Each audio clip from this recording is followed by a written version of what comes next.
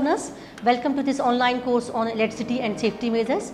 So, I am Dr. Rakhi Sharma from School of Engineering and Technology, Indira Gandhi National Open University. Learners, we were discussing about the electrical earthing.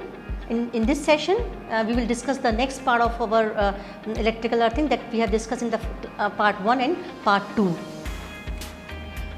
So, the content which I have covered in the earthing, electrical earthing, the importance of earthing, the classification of earthing, then under the classification of earthing we have seen the equipment earthing, discharge earthing, system earthing.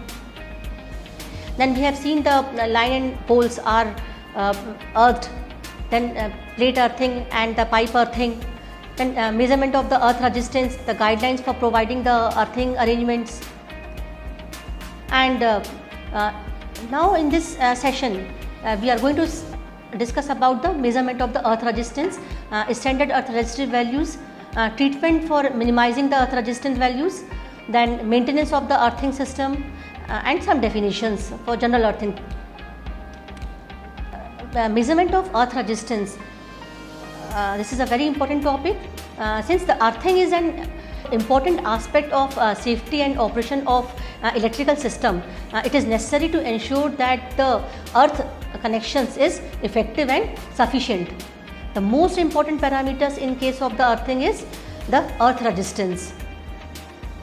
So learners, the value of earth resistance at site could render the earth conductivity effective or ineffective, and the condition of the equipment could be from dangerous to life threatening in case it is not maintained. For monitoring the healthiness of earth, the condition monitoring equipment used is earth measure. The measurement of earth resistance is done using 3-terminal earth measure or 4-terminal earth measure. So, measuring the earth resistance, how can we use the 3-terminal method? Here the 3 terminals of the measure are used, or we are getting the 3 terminals. You can see in the picture here the spikes are there, the electrodes and the auxiliary spikes are there. There are 3 spikes we have used here. So, measuring the earth resistance, the 3-terminal method. So, in this method the earth test terminals C1 and P1 should be shorted to each other. You can see the C1 and P1, they are shorted with each other and connected to the earth electrode pipe under the test, which is to be tested, through which we have connected that C1 and P1, and terminals P2 and C2 are connected to the 2 separate spikes driven in the earth. You can see here the 2 spikes are apart from each other by some distance. Here we can see the 25 meter. So, these 2 spikes are kept in the same line at the distance of 25 meter and 50 meter, due to which there will not be mutual interference in the field of individual spikes. So, in the one spike, in case of any fault current or high current, there can be the field. So, there should not be the interference between the field created by the 2 spikes. So, that is why they are kept apart from each other, and they are apart from each other with some distance. Appropriate distance should be taken here. So, if we rotate the generator handle with specific speed, we get directly earth resistance on the scale. You can see here there is one scale which shows the value of the earth resistance. You can note that the spike length in the earth should not be more than 1/20th distance between the 2 spikes. So, let us discuss the measuring of earth resistance using the 4-terminal method. The 4 electrodes are driven in the earth along the straight line at equal intervals. A, suppose, then this A is equal to 20 multiplied by depth of that electrode in the ground, that is represented by C approximately. So, the depth of the electrode in the ground C shall be of order of 10 to 15 centimeter.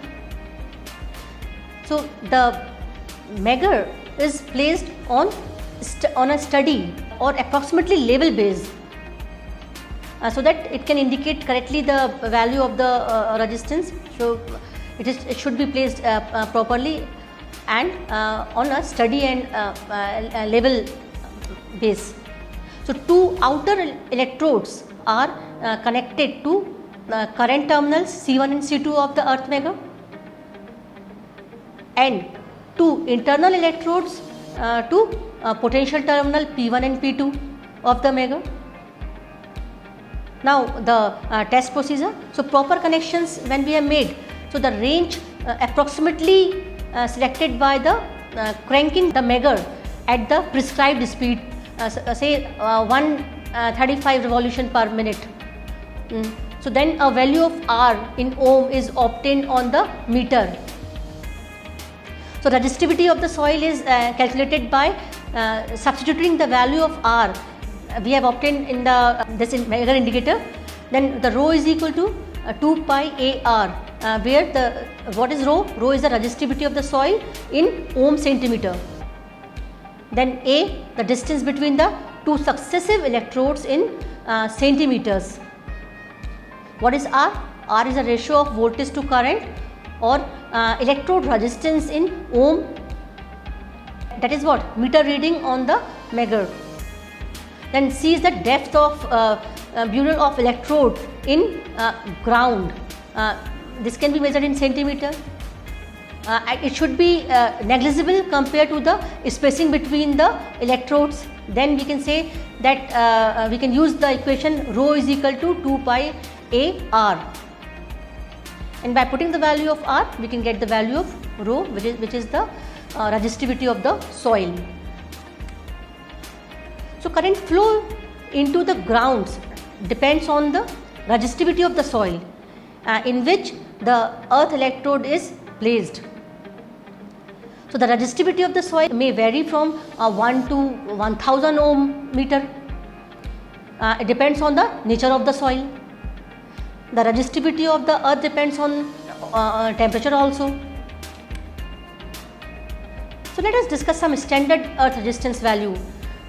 Here I am showing some acceptable value of the earth resistance at the installation. So lower the value, that means the lower values are acceptable, but the higher values would be the point of concern. Say for the major power station, the earth resistance is 0.5 ohm, major substation 1 ohm, then minor substation 2 ohm. So in case of the major power station, major substation, we see that we keep the value of the earth resistance very low, 0.5 to 2, so that we cannot take risk, or we have to if there is an earth fault, it should be passes through the earth.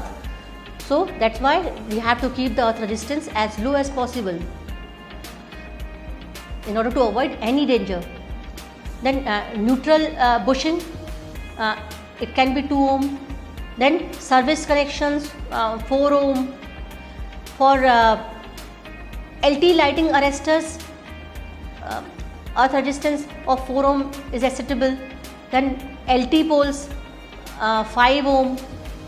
Then high tension poles and towers somewhat higher, 10 to 20, 10 ohm, and for tower the 20 ohm.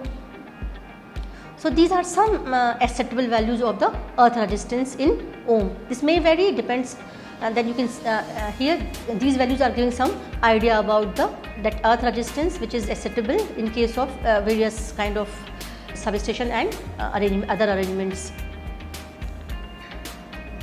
Now discuss treatment for minimizing the earth resistance values.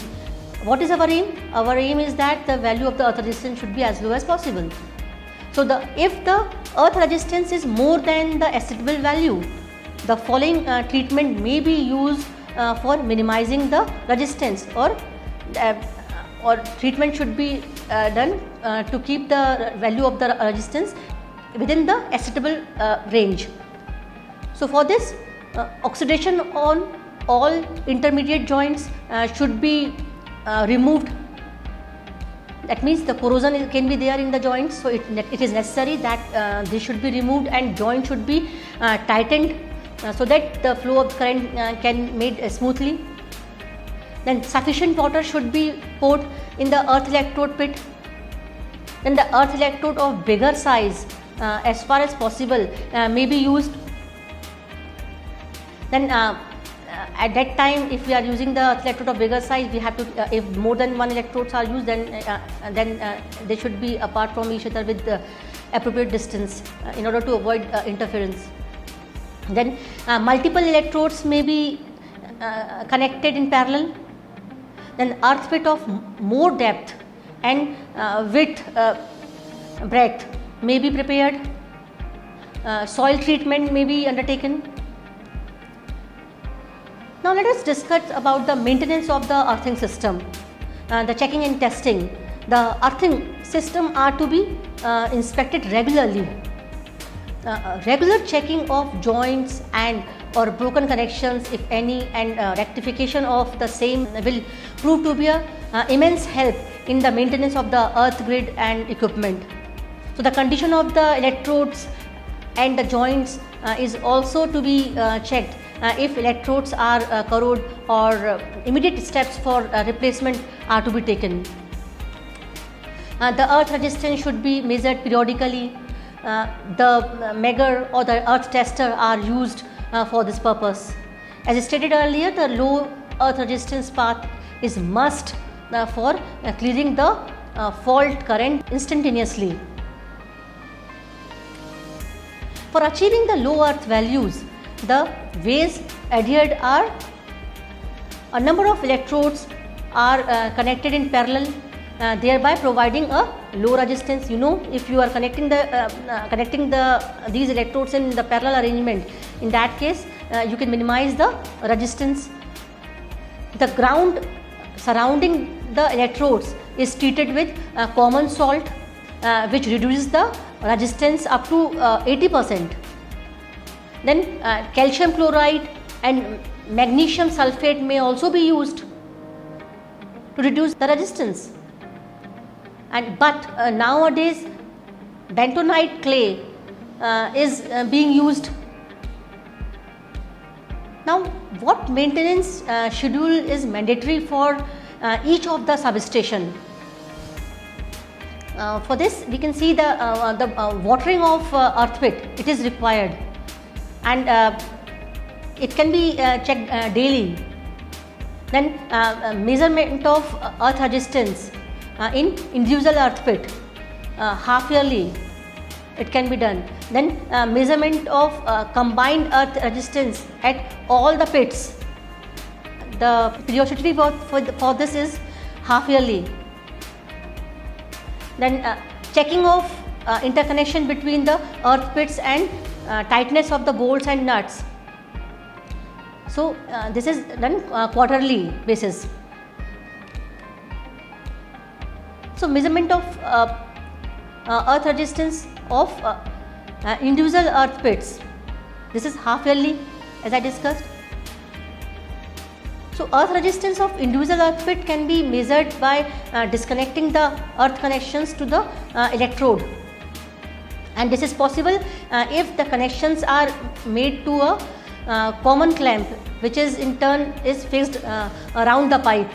So measurement of combined earth resistance at all the pits is done half yearly. So combined earth resistance shall be the same at every earth pit unless it gets disconnected from the earth mat, which is available at the substation. Now discuss some general terms. The soil resistivity, this is the resistivity of typical sample of soil at that location, at particular location. So then earth electrode, what is this? We have discussed this, that these are the conductors which are in direct contact with the soil and provide the conductive part in electrical contact with the earth, and they can include the plates, rods, tape, steel reinforcing bars. and neutral point, the common point of a star connected polyphase like 3-phase in our case. So 3-phase 4-wire system can be made where the 4 wires or neutral can be earthed, or earth the midpoint of 3-phase system. Independent earth electrode, what is this?